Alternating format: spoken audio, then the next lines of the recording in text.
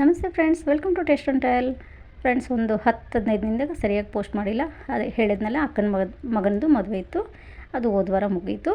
ಆಮೇಲೆ ಸ್ವಲ್ಪ ಎಲ್ಲನೂ ಕೆಲಸಗಳಿತ್ತು, ಇನ್ನೂ ಸ್ವಲ್ಪ ಫಂಕ್ಷನ್ಗಳದು ಇದು ಇತ್ತು. ಅದನ್ನೆಲ್ಲ ಮುಗಿಸ್ಕೊಂಡು ಎಲ್ಲ ನಾನು ವೀಡಿಯೋ ತೆಗ್ದಿದ್ದೀನಿ, ಒಂದೊಂದಾಗಿ ಪೋಸ್ಟ್ ಮಾಡ್ತೀನಿ. ಈಗ ಸದ್ಯಕ್ಕೆ ಇವತ್ತು ಟಿಫನಿಂದ ಸ್ಟಾರ್ಟ್ ಮಾಡ್ತಾಯಿದ್ದೀನಿ. ನಾನು ಉಸ್ತಿಕಾಯಿ ತಂದಿದ್ದೆ, ಅದನ್ನೆಲ್ಲ ಕಟ್ ಮಾಡಿಕೊಂಡು ತೊಳೆದ್ಬಿಟ್ಟು ಕಟ್ ಮಾಡಿಟ್ಟಿದ್ದೀನಿ.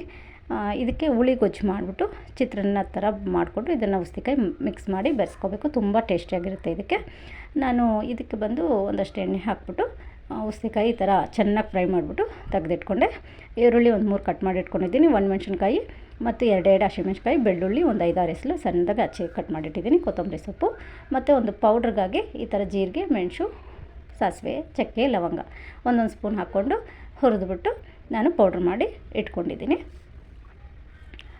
ಒಗ್ಗರಣೆಗೆ ಬಂದು ಬಾಣಲೆ ಇಟ್ಕೊಂಡು ಈರುಳ್ಳಿ ಎಲ್ಲ ಹಾಕ್ಕೊತಾ ಇದ್ದೀನಿ. ಹುಳಿ ಬಂದು ನಾನು ಒಂದು ಏಲಕ್ಕಾಯಿ ಗಾತ್ರಷ್ಟು ಹುಳಿ ತೆಗೆದ್ಬಿಟ್ಟು ಚೆನ್ನಾಗಿ ಕಿವುಚ್ಬಿಟ್ಟು ತೆಗೆದಿಟ್ಟಿದ್ದೀನಿ. ಈ ಥರ ಫ್ರೈ ಮಾಡಿಟ್ಟಿರೋ ಉಸ್ತಿಕಾಯಿ ಸೈಡ್ಗೆ ಇಟ್ಕೊಂಡಿದ್ದೀನಿ. ಮತ್ತು ಪೌಡ್ರ್ ಮಾಡಿರೋ ಜೀರಿಗೆ ಪೌಡ್ರು ಅದನ್ನು ಕುಟ್ಬಿಟ್ಟು ಸೈಡಿಗೆ ಇಟ್ಕೊಂಡಿದ್ದೀನಿ.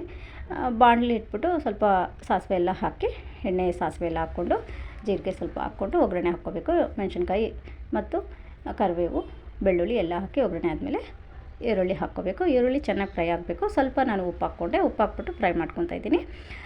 ಇದು ಸ್ವಲ್ಪ ಚೆನ್ನಾಗಿ ಸಾಫ್ಟ್ ಆಗಬೇಕು ಈರುಳ್ಳಿ.